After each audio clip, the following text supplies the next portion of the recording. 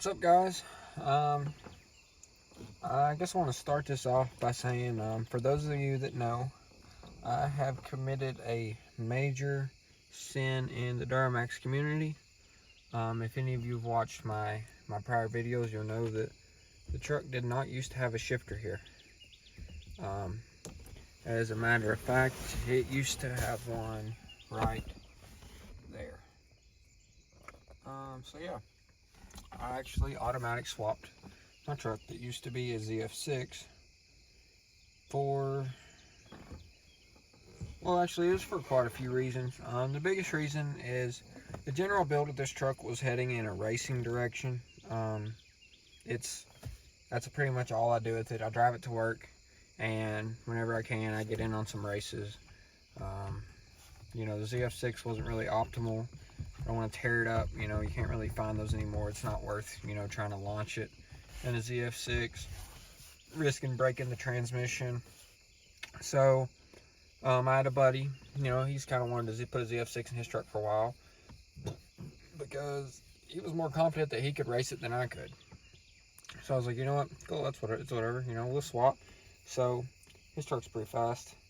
So we did a trade. This transmission is built. It's got, clutches, shift kit. It's got a converter flow valve for lockup, and it's got a Suncoast billet triple disc with a 2400 stall. Overall, I like it a lot more. I have the ability to, I can build boost without, the only way to really build boost with the ZF6 is, you can slip the clutch, hold the brake, but it's, there's not very many clutches that are really going to hold up to that more than a few times. So I really like it. The truck runs, runs a lot better in a racing aspect. You don't lose boost between the shifts like I did with the ZF6. As far as daily driving it, it's just, I feel like it's a lot better with the single on there. So overall, I'm really happy with the trade. As you all have probably figured out by the title of the video, I have already broke it though. Not really broke it. I just had some minor issues. Took the truck to the track over the weekend. I have a lot of slips in here in my center console. I don't know where my best one is, but overall, best pass of the night was a 1.8 60 foot and a 8.1 at, I want to say 85 mile an hour in the 8th mile. Quarter mile I ran a 13 flat, but that is due to a tuning issue that I have not yet resolved. I'll insert the clip in here of what it was doing. There's no really way to explain it, but every time it would hit overdrive and lock up, once it gets like 95 miles an hour, which it's more of around the 3,000 mark that it'll do it. If you hang out around that RPM too long, it'll start cutting in and out. And it has some codes for turbo boost or turbocharger boost control circuit, but it's got an S300 on it, and it's tuned for an S300. So my guess is that maybe the tuner, there's something that got left on in the S300 or the VGT parameters and the tuning that should have been zeroed out or turned off. No big deal. I'm just waiting on the tuner to get back with me and maybe do it a couple data logs and figure out what's going on there. So hopefully, but it should be mid 12s with a good tire on it where I could leave harder. I couldn't leave no harder than really 15 pounds. You'd want to spin. So with a good tire, I'm hoping I can get 790s out of it, run some low 12s. But I had to make the last pass of the night. It's always the last pass of the night that does you in.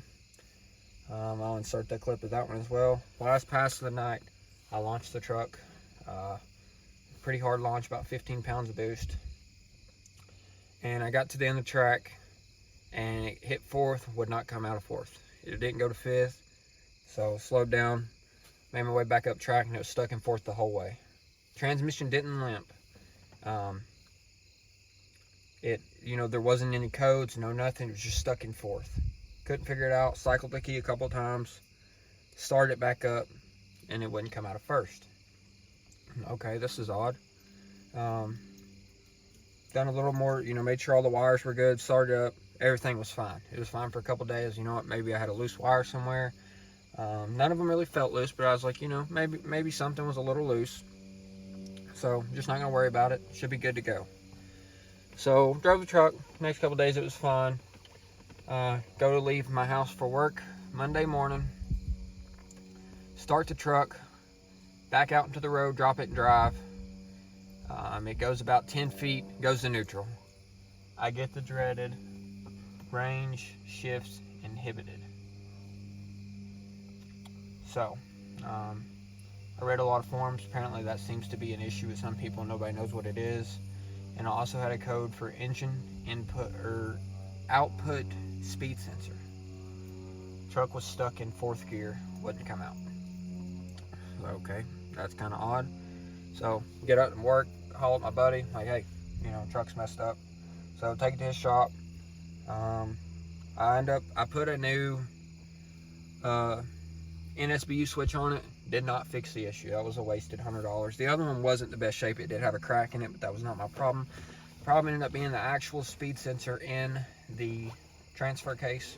Pulled it out, ohmed it out. I think you're supposed to ohm between like 1200, 1350 ohms. Mine was ohming like 1560, 1570. Threw another one in it. So far, no issues.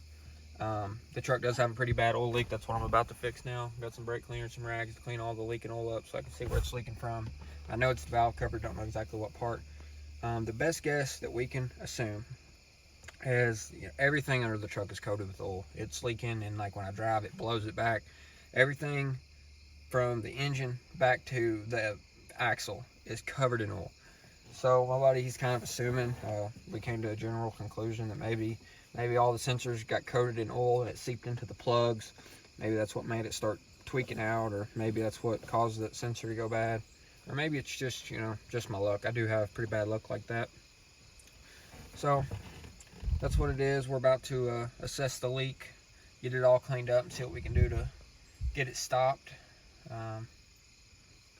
I'll go ahead and I'll insert some of those clips in there as well, so you guys can kind of see how it ran.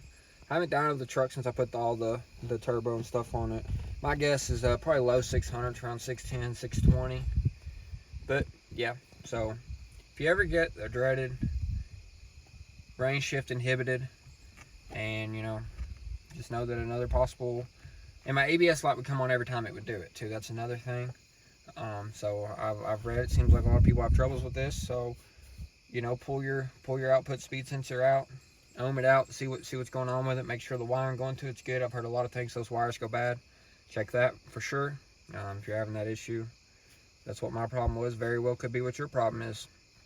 So we go ahead, assess where this leak is. I'll insert some of these clips in here so you guys can see how it did at the strip. And if you have any questions, feel free to comment below. Y'all have a good day.